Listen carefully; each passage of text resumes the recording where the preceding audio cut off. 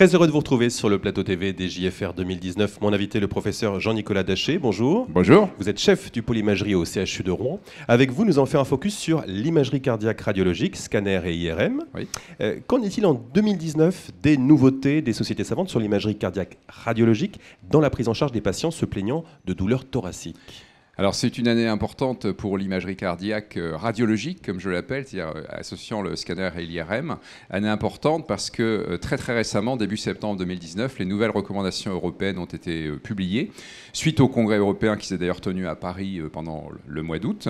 Et donc ces recommandations donnent une place extrêmement importante aux techniques radiologiques dans la prise en charge de l'angine de poitrine, la douleur thoracique chronique.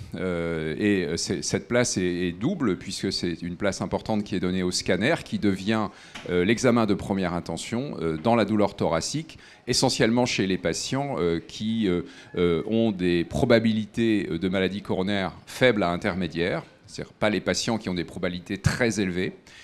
Mais donc c'est un très grande patient. Donc le scanner est passé en première intention et donc supplante quelque part l'épreuve d'effort qui était la technique classique qui était utilisée jusqu'alors par les cardiologues.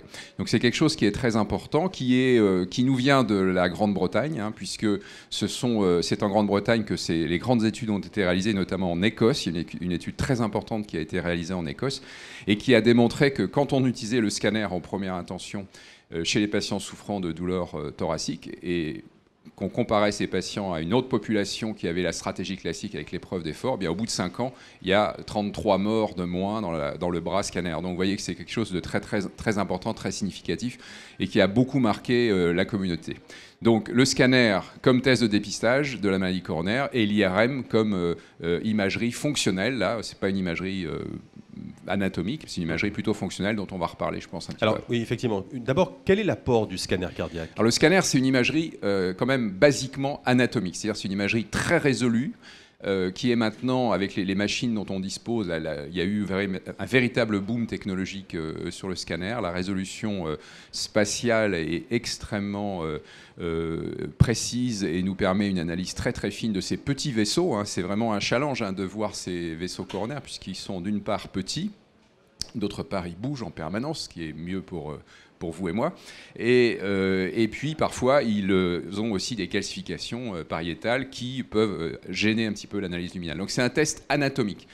Ce qu'on sait aujourd'hui du scanner, par exemple, très simplement, c'est que quand on fait un scanner et qu'il est strictement normal pour un patient, le risque que ce patient ait une complication coronaire est nul. Voilà, ça c'est donc valeur prédictive négative 100%, vraiment fantastique. Ça c'est quelque chose de très important, ce qui fait que, parce que vous savez bien que la douleur thoracique peut être le signe d'un tas de choses, et qu'avec cette technique, on élimine totalement la maladie coronaire. Donc c'est un test anatomique, et puis quand il y a des anomalies, quand il y a des plaques athéromateuses, quand il y a des sténoses, eh bien là on va orienter le patient probablement vers un test fonctionnel. Alors ça, c'est pour le scanner cardiaque. Oui. Maintenant, qu'en est-il de l'IRM cardiaque ? Quel est son intérêt ? Alors l'IRM cardiaque est plus encore une fois, est moins résolue au plan spatial, par contre est très intéressante pour différencier le myocarde du sang à l'intérieur des cavités. Et également, c'est un examen fantastique pour analyser la perfusion du myocarde, c'est-à-dire l'arrivée d'un traceur, en l'occurrence du gadolinium, à l'intérieur du myocarde.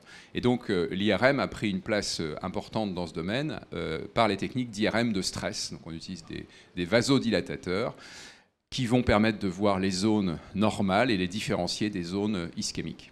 Donc, c'est un test qui est très intéressant parce que là aussi, alors, je vous disais un petit peu, le scanner a un peu remplacé l'épreuve d'effort, hein, en tout cas dans les recommandations, pas encore dans la vraie vie, mais ça viendra. Et l'IRM est devenu très concurrentiel de la scintigraphie. Hein. Alors l'IRM a pas mal d'avantages. Hein. On parle beaucoup d'environnement. Hein. L'IRM, c'est un examen qui est plus court, qui ne délivre pas de radiation ionisante. Et puis, il n'y a pas d'effluent radioactif, c'est-à-dire que le patient reçoit un produit de contraste qui n'est pas radioactif. Hein. Donc c'est quand même des avantages qui sont importants. Accessoirement, c'est moins cher. Donc, en plus, c'est vraiment voilà. Tout bénef, si j'ose dire. C'est un peu ça, c'est un bon résumé. Ouais. Pour finir, professeur, s'il y avait un message à faire passer aux radiologues qui nous regardent, est-ce qu'ils doivent s'appliquer davantage en imagerie cardiaque ? Vous leur dites aujourd'hui, mobilisez-vous ?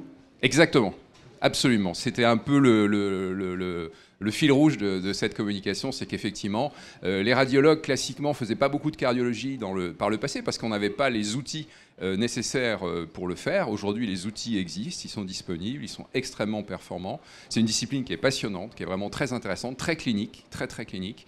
Et effectivement, compte tenu de ces recommandations qui viennent d'apparaître, il est absolument essentiel que les radiologues qui sont vraiment à la pointe de l'utilisation de ces technologies soient mobilisés pour le bien des patients. Le message est passé. Merci, professeur Daché, d'avoir été notre invité. Et à très bientôt sur le plateau TV des JFR 2019.